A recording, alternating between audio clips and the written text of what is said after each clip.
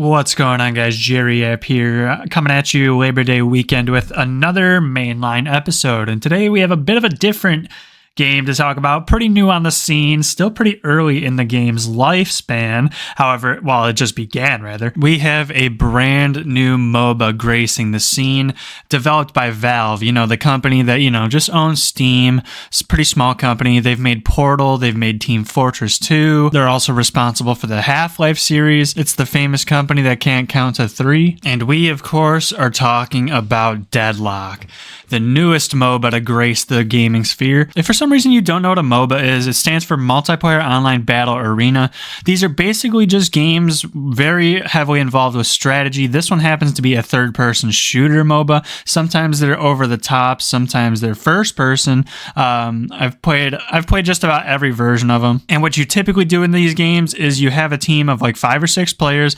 Each are characters with unique abilities and ultimates and stuff like that. You're typically fighting over minions to then get gold, to then buy items, to get stronger, and the whole game is basically about deconstructing the enemy map, taking objectives, and eventually going on to winning team fights. So as far as MOBAs go, I don't have too much experience with them. I've played a lot of Pokemon Unite when that came out. It's like baby's first MOBA, each match is only 10 minutes. Typically a MOBA match can be anywhere from like 25 to sometimes 50 minutes. It's crazy depending on the game.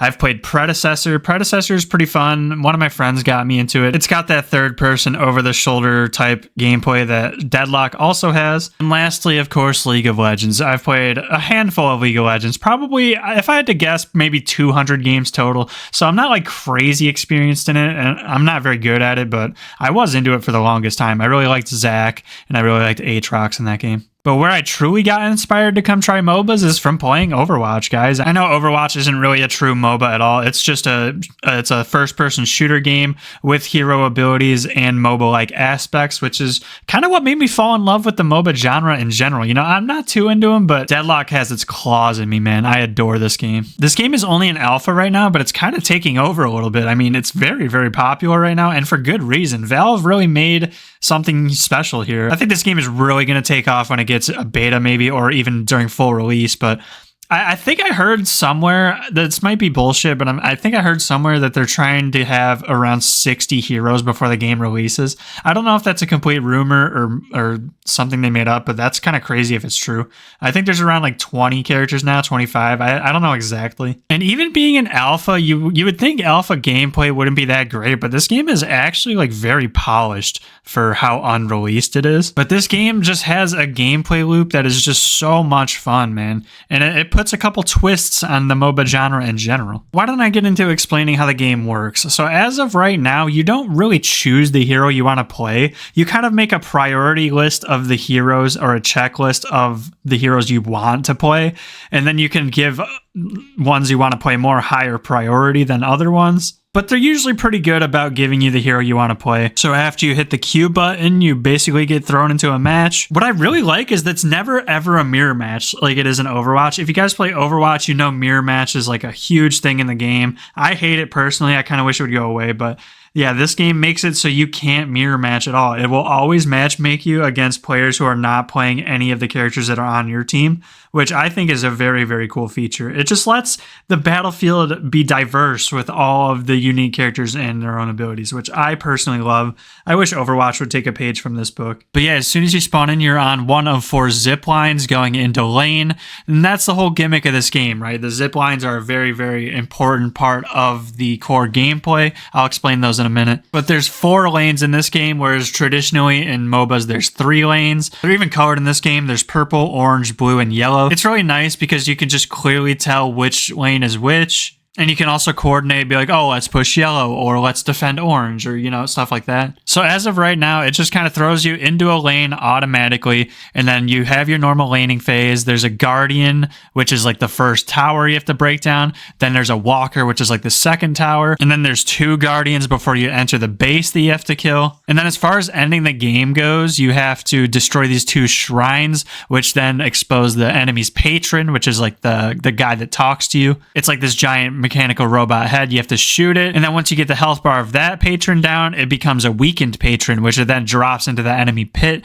And then you just have to finish it off. That's the main objective. That's how you win the game. You do that by pushing lane minions forward, getting map control, and then winning team fights to be able to push it further. And this is where the zip lines really come into play. When you start the game off, all 4 zip lines in every lane are neutral between you and your enemy. It's the same length either way.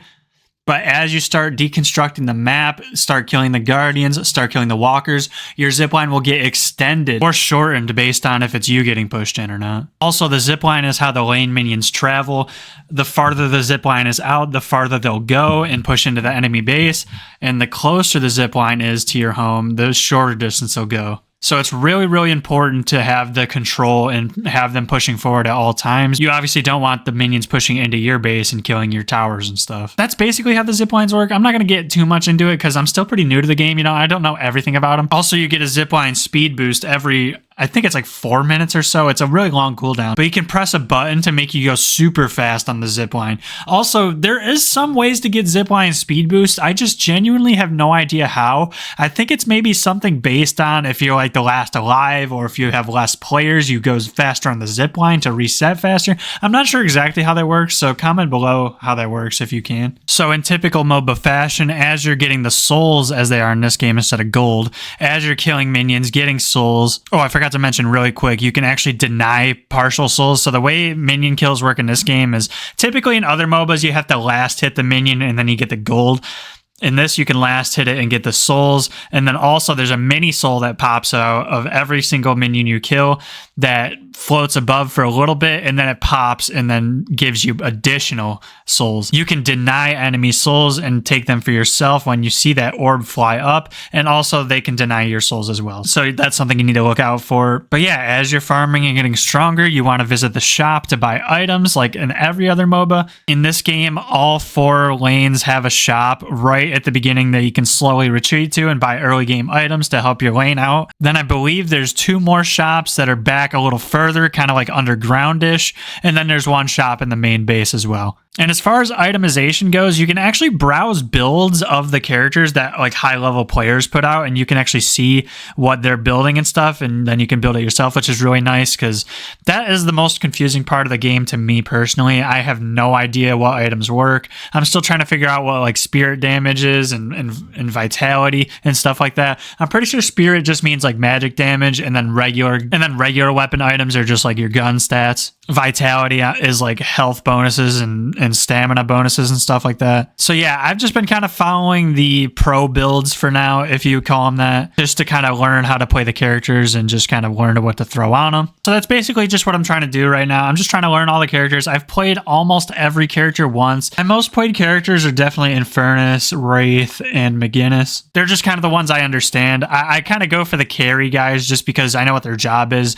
just to do a shit ton of damage. I'm not really good with like the frontliners and the tanks and stuff like that. I've tried Mo and Krill, and I actually do really like Mo and Krill as well because you can engage underground, pop up, and then just hold somebody in place with your ult, which is very nice. So as far as character goes, I can't really talk about them all that much because I'm still kind of learning what they all do. I do really like Haze as well. Haze has like the Reaper ult, right? Let me mention the jungle really quick. Everybody knows what the jungle is traditionally in MOBAs, but in this, there's not really a jungle. There's a bunch of camps of monsters between every lane. So I guess technically it's the jungle or whatever. But yeah, you want to farm a bunch of jungle camps as well when you're ahead, or if you're pushing ahead and you got to fall back, just farm jungle camps on the way back. But also, a thing you need to be doing a lot in this game is breaking urns, breaking boxes, because there's additional perma-stats you can get from a lot of boxes in this game too, which is really awesome.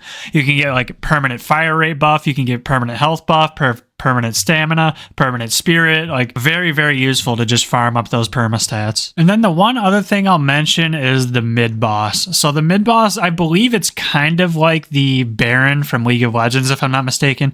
It spawns at 10 minutes. And then what this thing does is if you kill it and secure its buff, I believe it buffs your lane minions. I believe it reduces your death timer for 1 life. And I think that's all it does. I'm not sure. Let me know if it does anything else, but I think it's good to have because you can like snowball your lanes with it, kind of. Again, I'm not exactly sure. Most of the games I play, we don't even go for mid-boss at all, so I don't know. I'm still a noob loser, okay, but I'm gonna get the hang of it, okay? Cut me some motherfucking slack. What I really love about games like this and games like Overwatch is, sure, not only can you have like solid mechanics and shine with like Vindicta in general, right? Vindicta's the sniper character, so if you're hitting a lot of shots on the sniper character, you're obviously gonna get a lot of value. So you can carry mechanics-wise like that, right? But you can also carry like game sense-wise by pushing lanes or split pushing and forcing enemies to react to what you're doing on the map and stuff like that. I just love that personally. Good decision making in these types of games can carry you so hard. And I think this is just a really cool way to shine without having to be like super mechanically gifted. There's characters that offer that brain power aspect of the game, which is just badass. So I gotta be honest with you guys, that's all I really have to say about this game. I mean, how much more can I get into?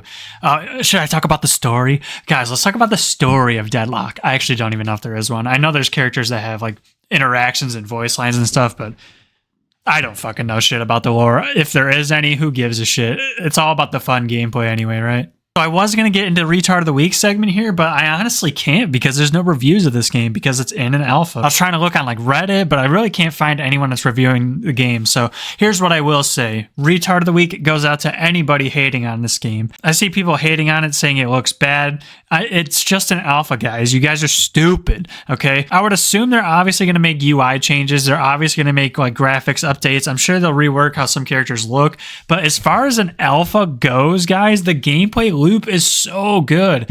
I don't even know how you could say it's bad. If you're saying it's bad, you're either trolling or you just don't like MOBAs and you're just hating for fun. Hating on an unfinished game is like going up to your oven when a cake is baking and then like hating it because it's not complete yet. You know, it's like, oh, you're not a complete cake. You fucking suck, bro. You're shit.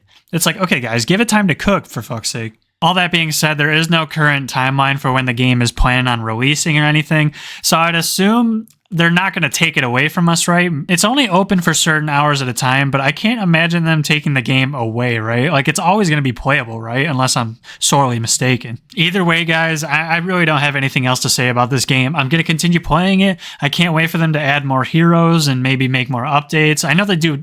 I think they've done a couple balance patches, if I'm not mistaken, so far, but this game has a lot of potential, man. It has a lot of potential, and I can't wait to watch it like competitively. I'll watch teams go up against each other. It's just so chaotic and hectic right now. Like, I just love the chaotic and hectic team fights, and it's just a brilliant fucking game, man. Valve really, really cooked with this game. I'm very excited to see where it goes. That is Deadlock. I'd like to make another video on it when it fully releases just to see how much has changed from then and on. But that's all I can really talk about in this video, guys. I mean, I don't really know what else to say here, so we're going to cut it short. I know this is not the longest mainline episode ever, and I'm sorry for that. It's going to run around just under 15 minutes probably, but that's what it is, guys. There's no story to talk about, and I just mentioned all of the gameplay aspects, but yeah, I am very excited. I'm going to play more of this today. I'm going to play more of this on the Labor Day weekend. It's going to be a blast, man. Get some buddies, get an invite code, and just have a good time in it, man. Let me just mention what I'm playing really quickly before I get out of here, as I always do. I am playing a lot of Overwatch. Still love the game. Still in love with the game. Season 12 just dropped couple weeks ago. Juno, the new support hero, got released. I love her so much. She's really, really fun. Although I will say, Dive is so annoying right now. I am so tired of playing against Sombra and Tracer. It's not even funny. Please remove these goddamn heroes from the game. Playing a lot of Deadlock, playing a lot of Deadlock. Loving the game so far. Trying to get better at it. I'm still playing Super Smash Bros. On the Switch. Super Smash Bros. Ultimate. I'm playing through the Spirit realm right now. I think I'm about halfway through it, so it's actually taking a lot longer than I expected, but I'm having a fun time with it. And I'm not really playing the Animal Crossing Pocket Camp game anymore on my phone because if you've heard the news, it's going under. They're tanking it to release a paid version with no in-game purchases, so we'll see how that goes. But that's it, guys. Anyways, thank you so much for listening. If you did, I'm just yapping about stuff I'm playing here, and it's a good time, man. It's a good old gay time here. So thanks again for listening. I'll see you all in the next one. Next week should be the Smash episode, but we'll see. Take care, guys. Peace. Oh, shit. I'm still recording.